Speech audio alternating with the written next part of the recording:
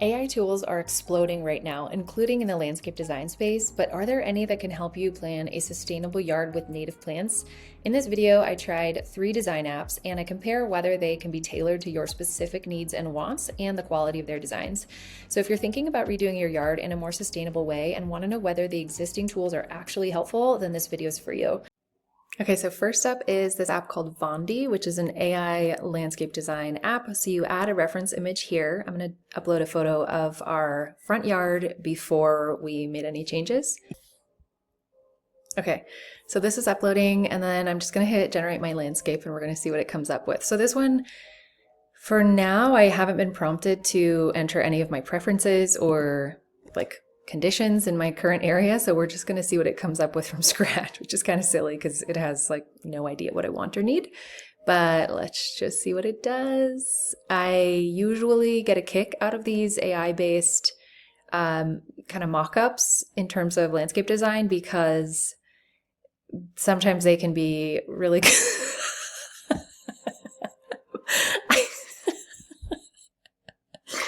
okay, so I'm sorry. This is why purely AI-based design generation is not a great idea, because this just put a huge fountain in my front yard and a nice seating area and fire pit. So obviously you need to give it some more specifications. This is kind of funny. So the other thing too is like remixing these styles that you like. You know, let's just like remix one of these. Make this suitable to the Denver climate. And then we're going to add that image. Let's see. So I'm saying I like this design, but make this suitable to my climate. And let's see what it does. I am actually happy though that you're at least allowed to try this without having to create an account, because almost all these apps you have to create an account, which is kind of obnoxious because you don't know if you really want to like have a plan or a paid tier. Okay. So I actually am, I will say, kind of impressed that it did add that coneflower, which is a nice native plant, and it added the Colorado blue spruce. So that's actually kind of impressive. Like it did change the trees. That's not bad. Like I'm kind of, that made like 2 intelligent choices that are actually suitable. And this looks like it's catmint, that purple, which it actually had here. So kind of cool. I'm like pleasantly surprised actually that it could make that kind of a change. Let's try a different edit and let's say keep this design for the Denver climate, but add, what do we want to say? But remove the water feature and add some clover ground cover. This is kind of specific. I'm not really sure if it's going to be able to do that, but I'm just sort of curious now because I'm really pleasantly surprised about at least a couple of the plant choices it made that are good ones for Denver. So it's thinking, it's sparkling. Oh, wow. Okay. I don't mind this. I actually don't mind this. But at this point, this is not like going off of their preset images to remix. Like this is not helping really give me a design suited that's like specifically tailored towards my front yard. This is just like taking that example Tuscan villa looking building and then putting in some plants that are suitable to Denver. So, this is, I don't really know what you would use this for, but this feature is not really for designing like your own yard. And I can't really see where you're able to select other preferences, like adding a photo of a landscape you like, upload it, choose a... Yeah, so I'm not really sure like where you're able to specify the other characteristics and features that are specific to your region, meaning, oh, do you have to type in here? Anything else? Oh, fill in this prompt. Oh my gosh, that's why. What are you designing? Okay, this is my bad. I totally did this wrong. What are you designing? Front yard. I did not realize you're supposed to type in this box. That was not clear to me. What's your preferred style? Actually, I'm going to say not modern. I'm going to say California. Okay, this is tricky because California Mission is my preferred style, but I'm going to say but tailored to Denver climate. And then, do you have any specific features in mind? Not water features, but I'm going to say, let's say a clover lawn and native plants. Anything else you'd like to tell me or include? Sure, sustainable materials, that's nice. Let's also say flagstone walking path. So now let's redo this. Oh my gosh, let's see if it does a little better.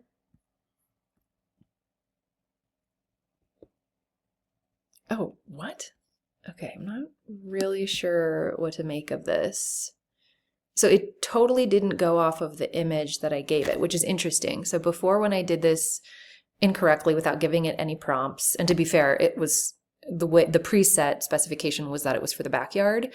And so it did put definitely some backyard features, but it did modify my actual photo that I gave it. This time, didn't do that photo, totally made up a new house. So I'm not really, this is not useful to me. It's also not a clover lawn, that's a turf lawn. There are flagstone pavers, so got that right. I guess it did kind of get the California style in terms of like some of these more xeric looking plants, which is sort of what I was imagining. But I'm not sure why this just didn't do that tailored to my specific photo that I gave it. So I don't know. This one, it seems like it maybe can do a decent job selecting plans, but again, the actual design, like creating a design that is tailored to your space, I'm not really sure how far you could get with that, with this app. I'm sure with more experimentation and more runs, maybe you could do more. But all right, let's try a different one. This one is called Neighborbrite. So we're going to upload an image. You can also use a sample image, but I don't want to do that. So let's see.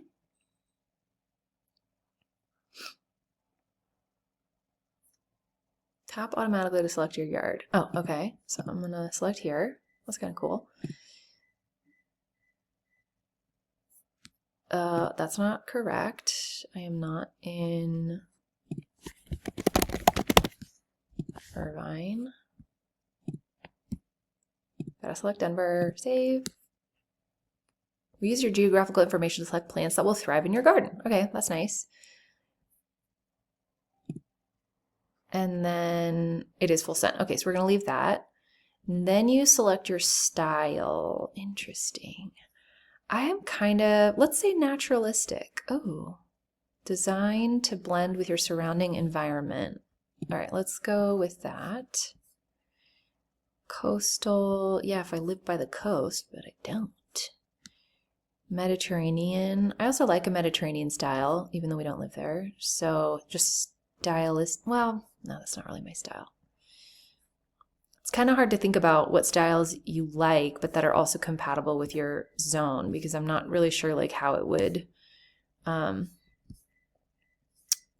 Let's say cottage. I'm going to say cottage and, oh, you can only choose one. Okay, so naturalistic. And then I hit generate.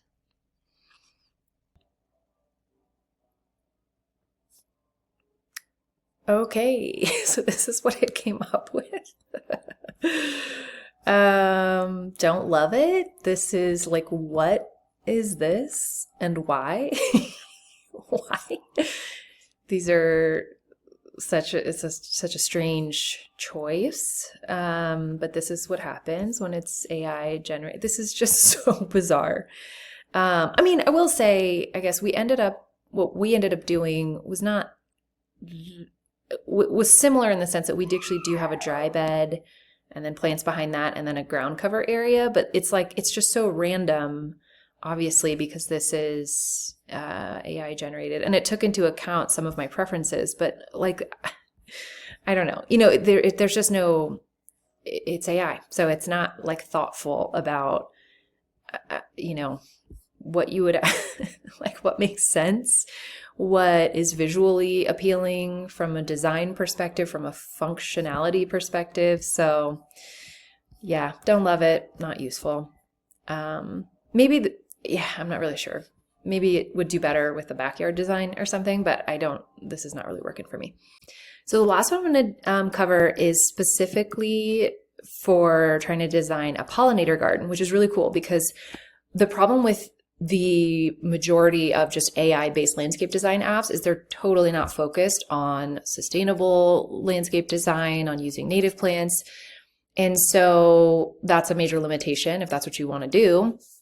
This tool is specifically tailored towards at least pollinator-friendly plants.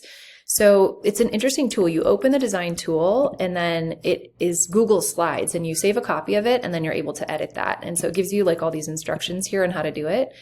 Here is where you would upload, you'd sort of add in, let me zoom in here on what you do, like the different shapes that define the space that you're trying to design. And then they have this bank of pollinator plants on the right, and those you can copy and paste into. And then you can add different shapes. So let me show you the bank here. Over here, there's all these different plants. So, pretty cool. Like, and some really common plants in my area for sure. Milkweed and coneflower, blanket flower. These are things that I put in my yard and they're definitely pollinator friendly. So it's kind of neat that it has that focus, but I just wish that you were able to do this on, I don't know. I guess I wish it was all more lifelike. Like you could actually use the photo of your actual yard to scale and then have this bank of plants, but maybe like a little bit more realistic, but I don't know. These are also fine. Here's some shapes that you can use you can like select them and copy them, and then you can lay them here. And then they also have different design elements here, like house. So this is like a top down for these features, but then for the plants, it's not top down, like they're the front view. So that's also like a little, I don't know, just it's kind of helps you create a sort of drawing rendering of a plan, which I do think it's nice at least to try to compare and make a design plan in terms of which plants will be taller and where to arrange those relative to smaller plants and what is the spread of these different things. And see, they give also the height reference, which is really nice. So you can search for pictures of the plants you need if you have a missing species. And make the plant here. So let's try this actually, then copy it to your garden design. Search for a picture of the plant you need. Then copy it to your garden design. Pick this. Oh, interesting. So you look for the plant that you're interested in and you find like just visually, you're like, okay, it's kind of tall and has these like leaves that hang down. It's very narrow. And so you would find the plant base that's most similar to that. You lay it here and then you find the flower top, the flower shape that also most similarly matches. And so you can kind of build your own. That's a cool design. But you have to do it yourself. And, it's not going to be like exactly the same, but you can at least, it gives you a reference on how to make it the correct height for your yard design.